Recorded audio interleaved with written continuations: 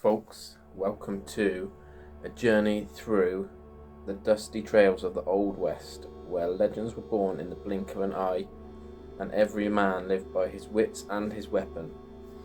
Today we're fixing to tell the story of one of the most enigmatic figures ever to stride through the saloons and streets of the frontier, Doc Holliday. You've likely heard of him as the sharpshooting gambler, Wyatt Earp's right-hand man, or the fearless participant in the showdown at the OK Corral. But who was Doc Holliday really? Behind the icy stare and quick draw was a man with a complex history. A southern gentleman turned outlaw by the twist of fate and the shadow of a deadly disease. In this video, we're not just going to recount the gunfights and the poker games, though there'll be plenty of that. We're diving deeper, exploring the man behind the legend, the choices that led him down a path of danger and destiny, and the indomitable spirit that made him a true figure of the Wild West. So grab your hat and holster your iron. We're about to uncover the true story of Doc Holliday, where the line between hero and outlaw blurs in the dust of history. And before we saddle up, don't forget to subscribe to American Old West Tales for more stories about the characters who shaped the frontier. There's a lot more history and legend waiting just around the bend. A lazy, bow-legged varmint, a cold-blooded killer and hired blade who wouldn't think twice about robbing stagecoaches or rustling sheep. Undoubtedly a stone-cold killer, a hard-drinking man, and a womanizer. Folks knew him to be a card cheat, too. He started as a dentist, but hard times turned him into a gambler. Once a gentleman, sickness drove him to wander, and life's trials shaped him into a sharp-tongued philosopher. What ain't already been said about John Henry Doc Holliday, born in Griffin, Georgia, to Henry Burroughs Holliday and Alice McKee Holliday? Even his closest friend Wyatt Earp got it wrong about where he came from. In an 1896 eulogy, Wyatt claimed he was a Virginian by birth, but chose the life of a frontiersman and wanderer instead. John Henry had a difficult birth since he was born with a cleft palate. His ma, Alice, had to feed him with a spoon, eyedropper, and a tiny cup since he couldn't nurse proper on account of the defect. Doc's uncle, Dr. John Stiles Holliday, stepped in and fixed the boy up with surgery, so they named the baby John in his honor, with Henry after his pa. Likely, John Henry carried a bit of a speech hitch from that cleft palate for the rest of his life. Henry Burroughs Holliday and Alice McKee Holliday had a second child, Doc. His only sibling, a sister named Martha Eleonora, came into the world on December 3, 1849, but passed away just 6 months later. As mentioned, Doc's sister died young, so any tale of him leaving his pistols to a nephew is pure fiction, despite how often it's been told. Doc's ma, Alice, died of consumption when John Henry was just 15. Sadly, it's likely he caught the same sickness from her. His pa, Henry Burroughs Holliday, served as assistant quartermaster in the Georgia Volunteer Infantry, rising to the rank of major in the 27th Regiment during the war between the states. Stories claiming that a young John Henry killed anywhere from 1 to 6 black kids playing in the family's swimming hole in Georgia are nothing but tall tales. What he did do was fire over their heads, and over time, this small incident got blown way out of proportion. A young mulatto woman named Sophie Walton, who worked for Doc's uncle, John Stiles Holliday, taught Doc the art of card playing. One of the games she showed him and his cousins was skinning, a version of faro. Turns out young John Henry had quite a knack for it, a sign of things to come, perhaps? And let's set the record straight. Doc was a dentist, not a doctor like Hollywood's made him out to be. Even John Ford, with advice from Stuart N. Lake, Wyatt Earp's biographer, chose to overlook the truth in My Darling Clementine, where Ford's Doc is portrayed as a surgeon from Boston who dies after the Tombstone gunfight. On March 1, 1872, Doc graduated from the Pennsylvania College of Dental Surgery. His cousin, Martha Ann Mattie Holliday, later became Sister Mary Melanie after joining the Order of the Sisters of Mercy. Folks say she was the inspiration for the kind-hearted Miss Melanie in Gone with the Wind.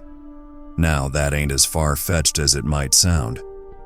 Philip Fitzgerald, uncle-in-law to one of Doc's uncles, Robert Kennedy Holliday, was the great-grandfather of Margaret Mitchell, the author of Gone with the Wind. And to top it off, Robert Kennedy Holliday had 8 children, one of them being none other than Maddie Holliday, Sister Mary Melanie herself.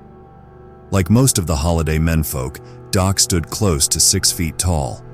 Doc was fair-haired, a platinum blonde, or so Virgil's wife Allie said when she first laid eyes on him. Not the dark-haired fellow you see in most of the doctored photos floating around today. Wyatt himself described Doc as long, lean, and ash blonde. Early on in his Western days, Doc favored an 1851 Colt Navy revolver, a gift from his uncle, one of 4. The other 3 went to his uncle's sons.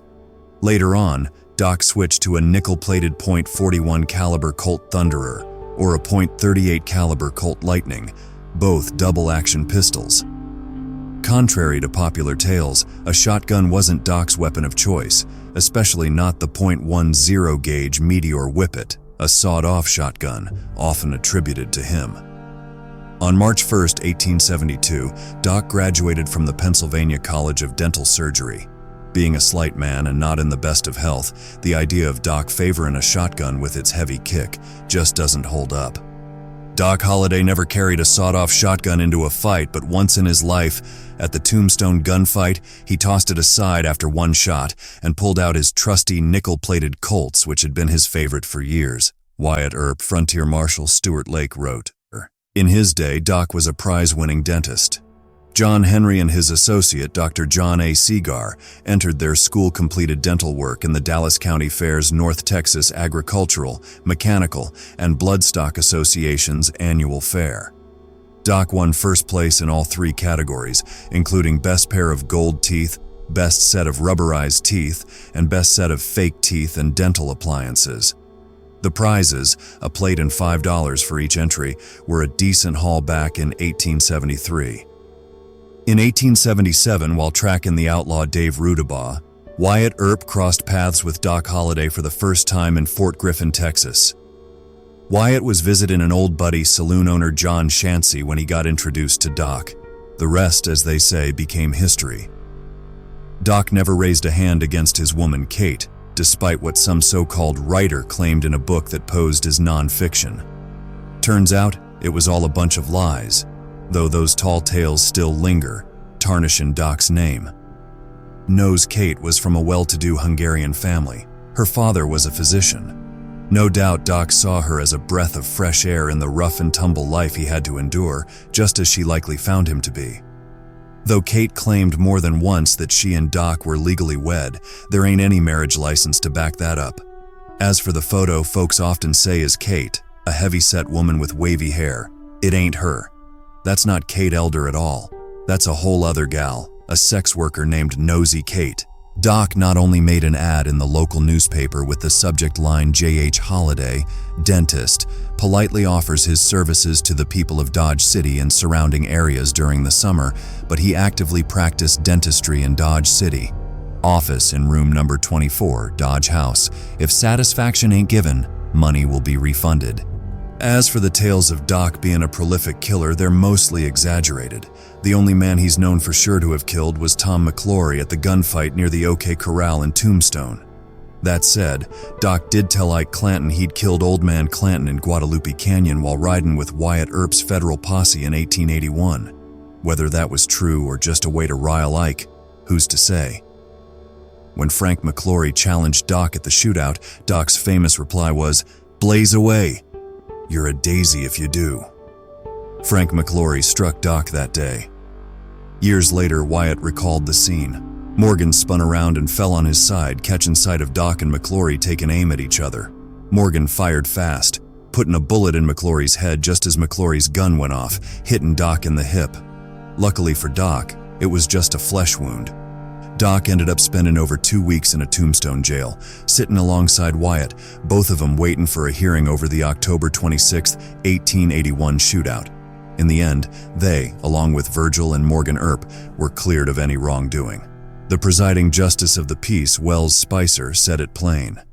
"I have to conclude that the defendants' killings were totally justified since they were necessary actions taken while carrying out their jobs." Leadville, Colorado was the scene of Doc Holliday's last gunfight on August 19, 1884. It happened when Doc shot Billy Allen in Manny Hyman's saloon, wounding him. Times were tough for Doc, and he'd borrowed $5 from Allen. When Allen threatened to give the frail Doc a good thrashing if the debt wasn't paid by the 19th, things took a turn. With witnesses backing him up and Doc's heartfelt words, I knew I'd be like a child in his hands if he got hold of me. I weigh 122 pounds, Allen weighs about 170. I've had pneumonia several times, I wasn't in any shape to defend myself. The jury declared him not guilty. Doc rolled into Glenwood Springs, Colorado by stagecoach in May of 1887, not by train, as some folks mistakenly claim. The Denver and Rio Grande didn't reach Glenwood Springs until October 5th of that year. On November 8th, 1887, John Henry Doc Holliday passed away at the Hotel Glenwood in Glenwood Springs. Contrary to popular belief, he didn't die in a sanitarium. Doc had just turned 36, but he'd managed to survive an impressive 14 years after being diagnosed with consumption. For a man said to have a death wish, Doc's fighting spirit and refusal to let go sure proved those claims wrong. Doc Holliday, the gambler, gunfighter, and dentist, lived a life full of contradictions, fragile in body but fierce in spirit. Despite being told he had only months to live after his diagnosis, he held on for 14 long years, fighting every step of the way. His journey ended not in a blaze of gunfire but in a quiet room at the Hotel Glenwood, far from the chaos of the frontier. For all his grit and sharp wit, Doc Holliday proved that even a man marked for death can carve out his own path, leaving behind a legend that would outlive him by centuries.